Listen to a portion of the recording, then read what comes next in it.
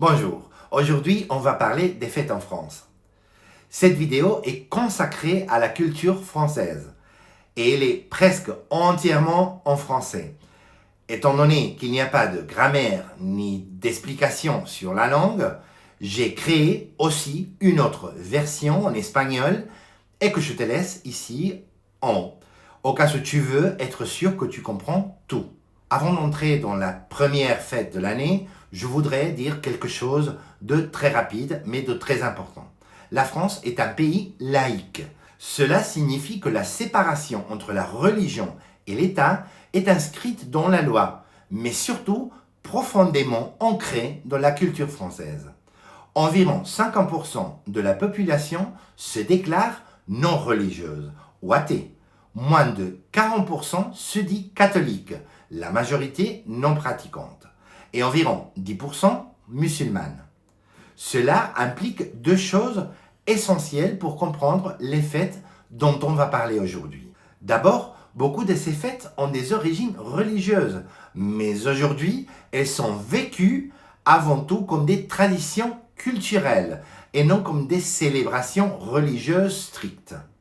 Ensuite, la France est un pays divers, où différentes traditions coexistent, ce qui veut dire que tout ne se célèbre pas exactement de la même manière partout. Ceci dit, faisons maintenant un petit tour de l'année française. On commence l'année avec l'Épiphanie.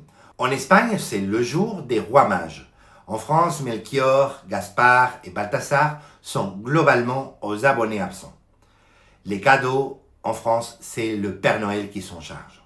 Et en réalité, la tradition que je vais te raconter est plus ancienne que le christianisme. Donc, concrètement, la seule chose religieuse qu'elle a, c'est la date à laquelle elle est célébrée.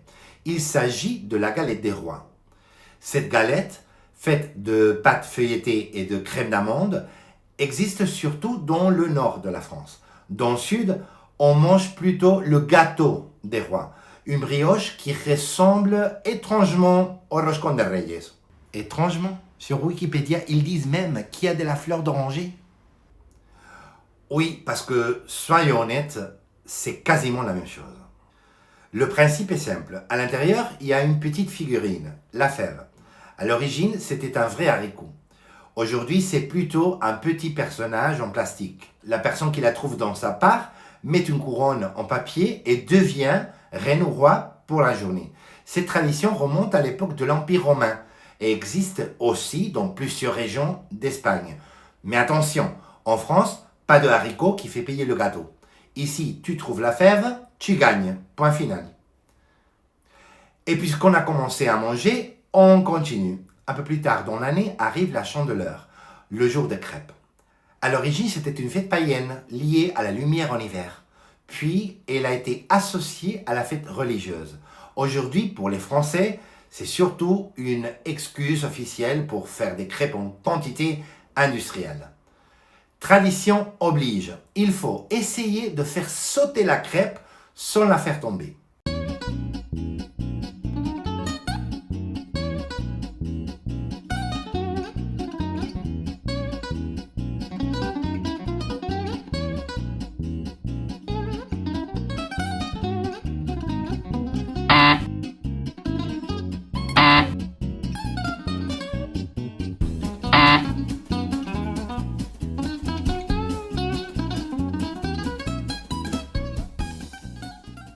Et pour compliquer les choses, on est censé tenir une pièce de monnaie dans la main pendant l'opération. Tout ça pour attirer la chance. Résultat, soit tu as de la chance, soit tu repeins le plafond. La pièce dorée à la main droite et je fais sauter la crêpe. Voilà! Ok, stop. Un peu plus tard dans l'année, c'est Mardi Gras qui arrive, le grand jour du carnaval. Là encore, une origine païenne, puis chrétienne, et une date qui change chaque année, disons, en fonction des Pâques. Dans beaucoup d'écoles, on organise des défilés, des ateliers des masques. Dans certaines villes, comme Nice, Nantes ou Montpellier, il y a des grands parades. On l'appelle Mardi Gras parce que, traditionnellement, c'était le moment de manger gras avant la période de jeûne. Aujourd'hui, c'est surtout une excellente raison de se déguiser et de faire de bruit. Les Français, ils peuvent rien faire sans manger, non? Apparemment non. Ensuite, on arrive à deux fêtes directement liées aux religions. Le Ramadan et Pâques. Le Ramadan est un mois sacré pour les personnes de confession musulmane. C'est un temps de jeûne, de prière et de vie communautaire. En France, où la communauté musulmane est très importante, le Ramadan a aussi une forte dimension sociale. Marché nocturne, grande table familiale pour l'iftar, le repas qui rompt le jeûne, et beaucoup de moments partagés. À la fin du Ramadan a lieu l'Eid al-Fitr, la fête de la rupture du jeûne. C'est une journée de retrouvailles, de repas festifs et de cadeaux pour les enfants. Pâques, de son côté, a une origine chrétienne évidente. Mais aujourd'hui, cela se voit très peu en France. Il n'y a quasiment pas de procession. En revanche, il y a beaucoup de chocolat. La tradition raconte que les cloches des églises partent à Rome le jeudi saint, car elles arrêtent de sonner, et reviennent le dimanche de Pâques en semant des œufs de chocolat un peu partout. Résultat, les enfants fuient partout, même sous les tapis, pendant que les adultes expliquent très sérieusement que manger la moitié des chocolats avant de les cacher, ce n'est pas de la triche. Et maintenant, une de mes fêtes préférées du calendrier français, parce qu'elle prouve une chose très claire, les Français adorent troller. On parle du 1er avril, le fameux poisson d'avril, le jour des blagues. Mais attention, cette tradition a une histoire assez surprenante. Jusqu'au XVIe siècle, le Nouvel An en France ne se fêtait pas le 1er janvier, mais autour du 1er avril pour célébrer le printemps. Et comme tout Nouvel An digne de ce nom, on s'échangeait des cadeaux. En 1574, le roi Charles IX décide que désormais l'année commencera officiellement le 1er janvier.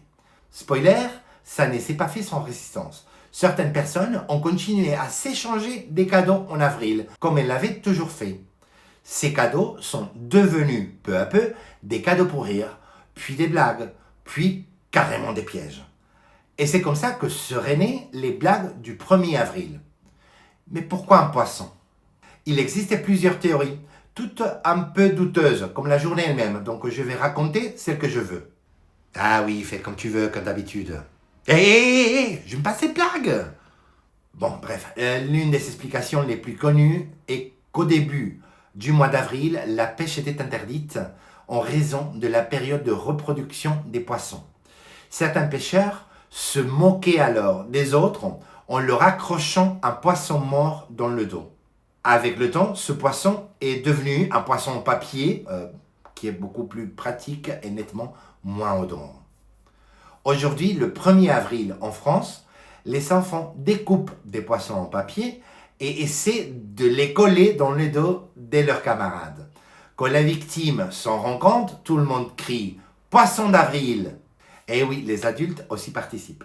Du 1er avril, on passe au 1er mai.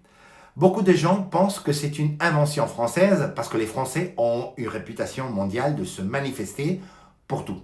Mais surprise, ça ne vient pas de France, mais des États-Unis. En France, la tradition commence en 1890 avec des ouvriers qui manifestent pour obtenir la journée des 8 heures. Ils portent un triangle rouge symbolisant un partage révolutionnaire du temps. 8 heures de travail, 8 heures de repos et 8 heures de vie. Et puis, changement de décor. Parce que quand on pense au 1er mai en France, aujourd'hui, on pense surtout aussi au muguet. Ce jour-là, tout le monde vend du muguet dans la rue. Il symbolise le bonheur et le retour du printemps. La tradition remonte encore une fois à Charles IX, qui offrait du muguet aux dames de la cour. 4 siècles plus tard, la France s'est dit « Oh, parfait, on garde la fleur et on fait une fête ouvrière. » Très français. Le 14 juillet, c'est la fête nationale de la République française. Il commémore la prise de la Bastille en 1789, symbole de la fin de la monarchie et du début de la Révolution française. Aujourd'hui, le 14 juillet est surtout une grande fête collective. Le matin, à Paris, a lieu le célèbre défilé militaire sur les Champs-Élysées, retransmis, bien sûr, à la télévision. Le soir, place aux feux d'artifice, aux bals populaires et aux fêtes dans toute la France. Puis le 1er novembre, c'est la Toussaint. Les familles rendent hommage à leurs morts et se rendent au cimetière, souvent ensemble. On dépose des chrysanthèmes sur les tombes. Et attention, en France, offrir des chrysanthèmes n'est pas une bonne idée, sauf si vous allez au cimetière. C'est aujourd'hui davantage une tradition sociale que religieuse. Et même si Halloween existe aussi, on vend toujours beaucoup plus de fleurs que de déguisements. En décembre arrive Noël, avec les marchés de Noël, bien sûr, les illuminations et le repas en famille. Les cadeaux sont apportés par le Père Noël dans la nuit du 24 décembre, ou bien par l'enfant Jésus dans les familles très croyantes le matin du 25. Et on termine l'année avec la Saint-Sylvestre, le réveillon du Nouvel An. Pas de raisin en France, par contre on compte jusqu'à 0 et on se souhaite une bonne année et on fait la fête. Et voilà, en quelques minutes, une année de fête française. Des traditions souvent issues de la religion, mais vécues aujourd'hui comme des moments de partage, de repas et de communauté. La France est laïque, diverse, et ses fêtes en sont le reflet. Si cette vidéo t'a plu, laisse un like, partage-la avec ton ami qui ne connaît que la Tour Eiffel et abonne-toi. À bientôt!